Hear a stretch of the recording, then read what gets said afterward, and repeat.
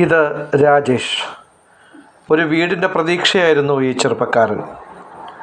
ഒരു നാടിൻ്റെ സാമൂഹ്യ സാംസ്കാരിക രംഗങ്ങളിലെ നിറസാന്നിധ്യമായിരുന്നു ഈ യുവാവ്. ഇരുവൃക്കകളും തകരാറിലായതോടെ ഓടിച്ചാടി നടന്ന ഈ ചെറുപ്പക്കാരൻ്റെ ജീവിതം കിടക്കയിലായി. കിഡ്നിയിലെ തകരാറ് ശ്വാസകോശത്തിലേക്ക് വ്യാപിച്ചതോടെ ദുരിതം ഇരട്ടിയായി. സാമ്പത്തികമായി ഒന്നുമില്ലാത്ത കുടുംബത്തിന് രാജേഷിൻ്റെ വീഴ്ച തീരാ ദുഃഖമായി. ഡയാലിസിസ് ആഴ്ചയിൽ 2 തവണ എന്ന അവസ്ഥയിലേക്ക് വന്നതോടെ ഒപ്പമുണ്ടായിരുന്ന സുഹൃത്തുക്കൾക്കും ചെലവ് താങ്ങുന്നതിനും അപ്പുറത്തായി. ഓക്സിജൻ്റെ കൂടെ സഹായത്തിലാണ് രാജേഷ് ഇന്ന് ജീവിതം മുന്നോട്ട് തള്ളി നീക്കുന്നത്. ആ ആശ്വാസം മുറിയാതിരിക്കാൻ ചങ്കും ചങ്കിടിപ്പുമായി നിൽക്കുന്ന കൂട്ടുകാർ സുമനസ്സുകളോട് യാചിക്കുകയാണ്. ഞങ്ങൾക്ക് ഞങ്ങളുടെ രാജേഷിനെ തിരികെ വേണം. നിങ്ങളുടെ കൈവശമുള്ള നാണയത്തുട്ടുകൾ പോലും മതി ഞങ്ങൾക്ക് ഞങ്ങളുടെ കൂട്ടുകാരനെ രക്ഷിക്കാൻ. ഭീമമായ ചെലവിനെ തുടർന്ന് സ്വന്തം കിടപ്പാടം പോലും ജപ്തി ചെയ്യുമെന്ന അവസ്ഥയിലാണ് രാജേഷിൻ്റെ കുടുംബം. നിലവിൽ കുഞ്ഞമ്മയുടെ വീട്ടിലാണ് കഴിയുന്നത്. കരുണയുടെ കരങ്ങൾ ഒന്നാകെ സ്പർശിച്ചാൽ രാജേഷിൻ്റെ ജീവിതം സാധാരണഗതിയിലേക്കാകുമെന്നാണ് കൂട്ടുകാരുടെയും വീട്ടുകാരുടെയും പ്രതീക്ഷ. 2015 തൊട്ട് എൻ്റെ ചെറുമോനെ ഞങ്ങൾ ശുശ്രൂഷിക്കുകയാണ്. നാട്ടുകാരും കൂട്ടുകാരുമാണ് ഇതുവരെയും രക്ഷിച്ചത് അവനെ.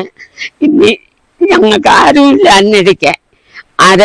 ആര് സഹായിച്ചാലും ഞങ്ങൾ 10 പേരും സഹായിച്ചാലും ഞങ്ങൾക്ക് നല്ലതാണ്. എൻ്റെ പൊന്ന് ഓപ്പറേഷൻ ഉണ്ട്, വലിയ ഓപ്പറേഷൻ. സിവിനൊക്കെ ഇഷ്ടംപോലെ പൈസ ചെലവാക്കി. ആ കൂട്ടരും എല്ലാവരും ഇഷ്ടം പോലെ, പാർട്ടിയിലുള്ളവരും ഒക്കെ ഇഷ്ടം പോലെ ചെലവാക്കി. നിൽക്കുന്ന പയ്യന്മാരാണ് കൂടുതൽ അവനെ അന്വേഷിക്കുന്നതും വരുന്നതും പോണതും ഒക്കെ. കൃഷ്ണിക്കായിരുന്നു ആദ്യം രോഗം, ഇപ്പം കാർട്ടിനാണ് അസുഖം. എൻ്റെ പേര് സുജ. എൻ്റെ മോന് രാജേഷ്.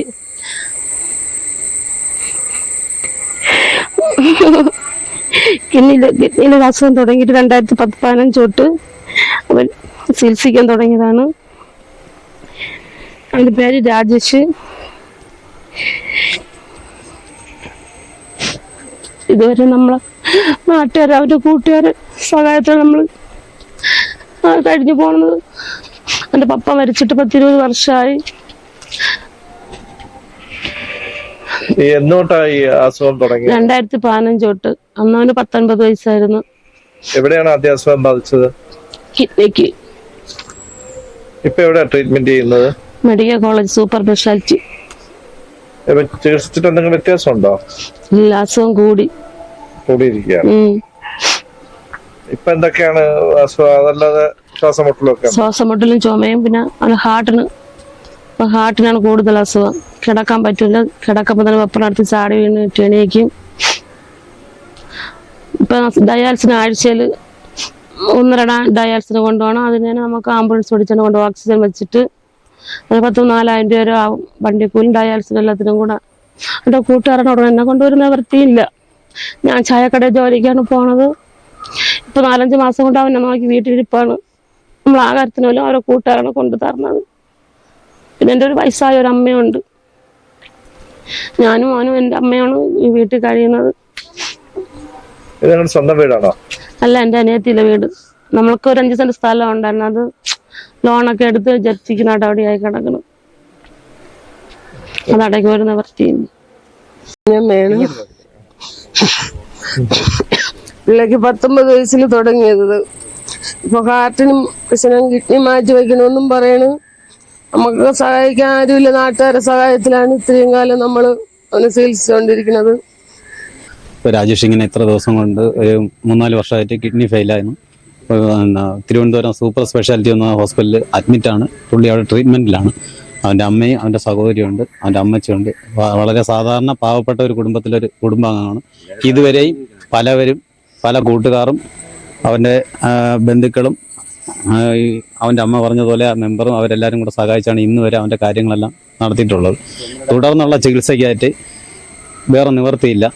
അത് ഈ വീഡിയോ കാണുന്ന എല്ലാവരും അവന് എന്തെങ്കിലും നിങ്ങളെ സഹായിക്കുമോ?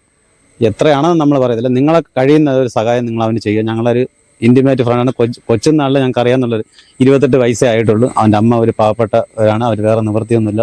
ഒരു പാവപ്പെട്ട ഒരു സാധാരണ കുടുംബത്തിലുള്ളവരാണ്. അപ്പോൾ നിങ്ങൾ ഈ വീഡിയോ കാണുന്ന എല്ലാവരും തൊഴുത് പറയാണ്, ഞങ്ങളൊരു ഫ്രണ്ട്സാണ്, നിങ്ങൾ ദയവ് ചെയ്ത് അവനെ നിങ്ങൾ സഹായിക്കുക.